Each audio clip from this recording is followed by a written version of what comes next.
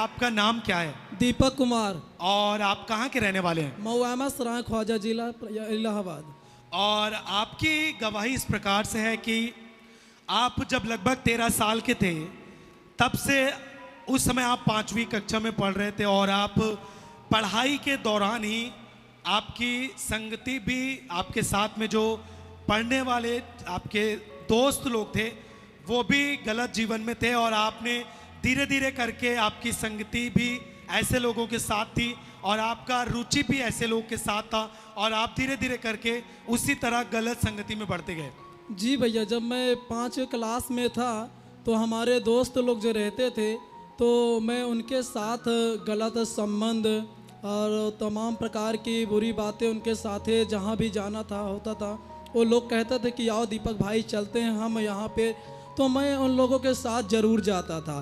तो वो लोग जो भी पाप करते थे मुझे भी सिखाते थे कि देखिए दीपक भाई आप पाप करिए, ये क्योंकि ये जीवन मिला है ऐसे आप बिताइए और ये सब ऐसा वैसा ना करो, आप इसमें अगर करोगे तो बहुत बड़ा मज़ा आएगा, बड़ा आनंद आता है।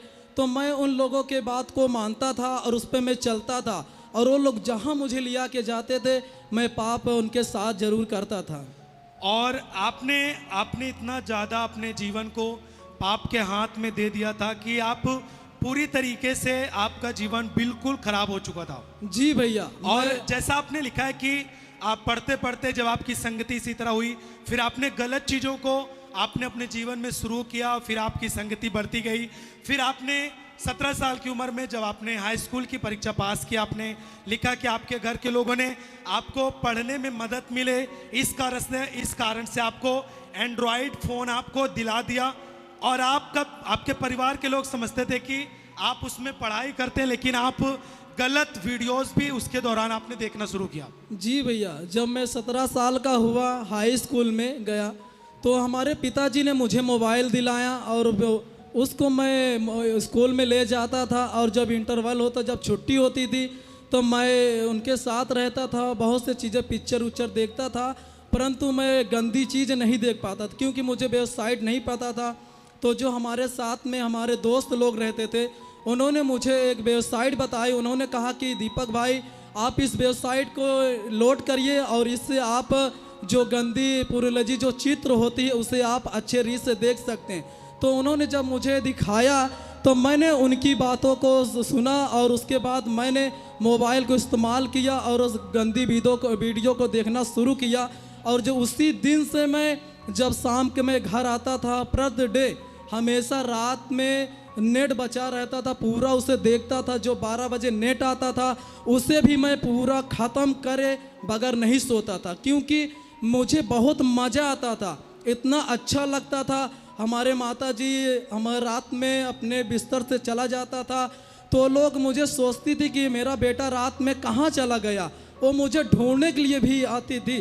परंतु और आपने इसी तरह वीडियोस देखना, गलत ऐप के माध्यम से भी गलत वीडियो देखना, और ध्यान से सुने कलीसिया कि जब भी आप इस तरह की वीडियो देखेंगे आप जो भी चीज़ें सुनते हैं वो आपके जीवन पर 100% प्रभाव डालती है।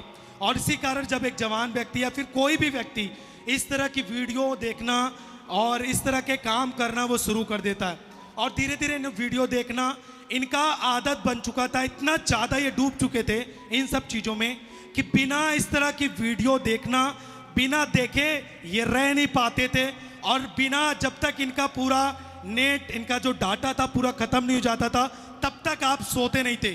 जी हाँ भैया, जब 12 बजे बाद दूसरा डेटा आता था तो मैं उससे भी पूरा यूज करे बगैर 3 बज जाता था, 4 बज जाता था, मैं उस सारी वीडियो को देखता था। अगर मैं ना देखूं तो मुझे नींद नहीं आती थी और मैं खाना भी नहीं खाता था बगैर वीडियो देखे। और इसी तरह फिर आपको गंदी आदत का लत लगा, फिर आपने अपने जीवन में हस्तमैथुन करना शुरू किया और आपका कहना है कि आप उस समय वेल्डिंग का काम करते थे, आप एक वेल्डिंग का काम करते हैं और आपने कई लड़कियों से बातचीत करना शुरू किया और उनके साथ गलत रिश्ते आपने बनाना शुरू किए। और आपका कहना है जब तक आप इस तरह के काम करना, वीडियो देखना आप कर नहीं पाते थे, आप बहुत ज़्यादा आपको बेचैनी होती थी, आपको ऐसा लगता था कि आप बहुत कुछ भूल रहे हैं या फिर आपको बहुत ज़्यादा बेचैनी होती थी। जी हाँ भैया, मैं 9th में जब था तभी से मैं वेल्डिंग काम करने के लिए सीखने के लिए जाता था। और जब मैं उन घर पे जब चला आता था, उसके बाद जब घर पे जाते थे हाथ मैथुन करता था। और पर डे रोज अगर एक दिन नहीं करता था तो मुझे संतुष्टि नहीं मिलती थी। और मुझे जब लड़कियों से बात करना, कम से कम 10 या 12 लड़कियों से मैं बातें करता था। आपने जैसा लिखा है कि आप 10 से 12 लड़कियों से बात भी करते थे और आपने इसी तरह अपना जीवन पूरा पाप में व्यतीत किया। और इसी तरह के गलत काम आपके एक जवान होने के नाते आपके जीवन में पूरी तरीके से पाप का अधिकार था। और आपको कभी लगा कि आप ये जो कर रहे हैं गलत कर रहे हैं? आपको कभी छूटने का या फिर आपको ऐसा कभी विचार आया कि आप छूटे इससे? जी भैया, मैं पाप करता था। जब मैं पाप कर लेता था तो मैं यही सोचता था कि मैं बहुत गलत कर रहा हूँ। मुझसे लगता है मुझसे बड़ा कोई मेरे गांव में, मेरे आरी बगल कोई है ही नहीं है। मैं बहुत बड़ा पापी हूँ। मैं पाप से छुटकारा पाना चाहता था, परंतु मैं आश्रम भी आता था और यहाँ पे प्रभु के दास जो बताते थे मैं उसे निर्णय लेता था अपने जीवन में। मैं उस बात को, वचन को अपने जीवन में डिसीजन लेता था कि प्रभु ये गलत है। वास्तव में जब पापा जी वचन को बताते थे व्यभिचार के बारे में कि तुम पाप मत करो, परंतु मैं इस बात को यहाँ पश्चाताप करता, रोता था, विलाप करता था। परंतु मैं जब घर जाता था फिर वही मुझसे पाप हो जाता था। मैं बराबर में सोचता कि मैं पाप को छोड़ दूं, मैं गलत कर रहा हूं, मैं छोड़ दूं, मैं गलत कर रहा हूं, मगर मुझसे वो छूट नहीं रहा था। आपने लगभग इसी तरह पाप में पूरी तरीके से आपने कितने साल तक आपने समय व्यतीत कर दिए? मैं लमसम भैया जी 5 साल तक, मैं 5 साल में एक दिन आतर नहीं होने दिया हूँ। हाथ मैथुन करना और लड़कियों के साथ गलत शारीरिक संबंध बनाना। 5 साल तक इसी तरह ये पाप में थे। और इनका कहना है कि जब इन्होंने चर्च में आना शुरू कर दिया था उसके बाद ये वचन को सुनते थे और मानते थे गलतियों को और निर्णय भी लेते थे, लेकिन जब घर जाते थे फिर उसी तरह इनके साथ होता था। और इनका कहना है कि फिर जब यहाँ पर इन्होंने, कैसे आपका जीवन बदला? कौन सा मीटिंग था कि आपका जीवन बदला? जी भैया, सन 2018 में यहाँ पे युवा सम्मेलन था नए भाइयों के लिए। नई जनरेशन है उन लोगों, सिर्फ भाइयों की मीटिंग थी। सन 2018 में मैं भी आता था और रहता था, या मैं भी शामिल हुआ। जिस दिन प्रभु के दास ने उन सारे चीज़ों को बताया कि वास्तव में आज ये जो भाई जो गलत काम करते हैं ये गलत है, क्योंकि आने वाला समय जब आपका शादी होगा तो आप उस तरह आप नहीं रह पाएंगे। तो मैं जब और फिर आपने 2018 के आपने यूथ कॉन्फ्रेंस में आपने हिस्सा लिया, जो 2018 में पहली बार यूथ सम्मेलन हुआ था इस स्थान पर। जी भैया, और उसमें जब आपने संदेश को सुना, आपने प्रार्थना को ग्रहण किया, फिर आपने उसी दिन से अपने जीवन में छुटकारे को महसूस किया।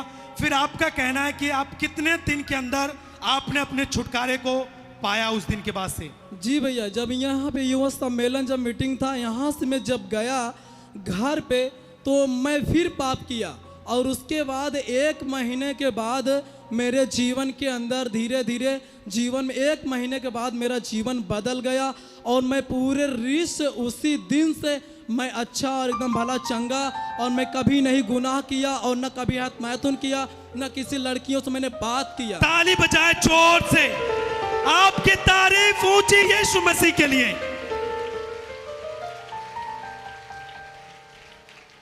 और आज समझ सकते हैं कलीसिया, जो आपके सामने ये भाई खड़े हैं, और अगर प्रभु यीशु मसीह इनके जीवन में ना आता तो हमें तो पूरा ये पता है कि इनका जीवन पूरी तरीके से बर्बाद हो चुका था। और ये भाई एक भी दिन बिना वीडियो देखे, बिना मैथुन किए 5 सालों तक ये एक भी दिन गैप नहीं गया। लेकिन इनका कहना है जब से 2018 के यूथ कॉन्फ्रेंस में इन्होंने हिस्सा लिया, उसके 1 महीने बाद से ये बिल्कुल आज़ाद हो गए। सब प्रभु के नाम को महिमा दे, जोर से बोले हालेलुया। और आप आज बिल्कुल आज़ाद हैं, आपके अंदर कोई भी पाप का प्रभाव नहीं, आप उससे फ्री हो चुके हैं। जी भैया, मैं एकदम आज़ाद हूँ। और मैं जब अपने स्कूल जाता था, अपने गांव के लोगों के साथ रहता था, भाइयों से मैं शारीरिक संबंध बनाता था। जब मैं भाइयों से ऊब जाता था, जब लड़कियों से भी ऊब जाता था, गलत शारीरिक संबंध बनाता था। क्योंकि जब तक मैं पाप नहीं कर लेता था तब तक मुझे संतुष्टि नहीं आती थी। अभी आपका जीवन कैसा है? अभी मैं एकदम भला चंगा अभी हूँ। क्या बोलते हैं आपके घर वाले, आपके गांव वाले? हमारे गांव के लोगों कहते हैं कि वास्तव में ये पहले कैसे था, ये बहुत गलत था। वास्तव में आज ये जब से प्रभु के भवन में जाता है और वास्तव में जब प्रभु के वचन को सुनता है, उस पर चलता है, मनन करता है और आज से भला एकदम चंगा है। मेरे गांव के लोग मुझे बहुत अच्छा बोलते हैं। तारीफ करें जोर से, हाथों को उठा के हालेलुया, जोर से, हालेलुया, सब जोर से हालेलुया।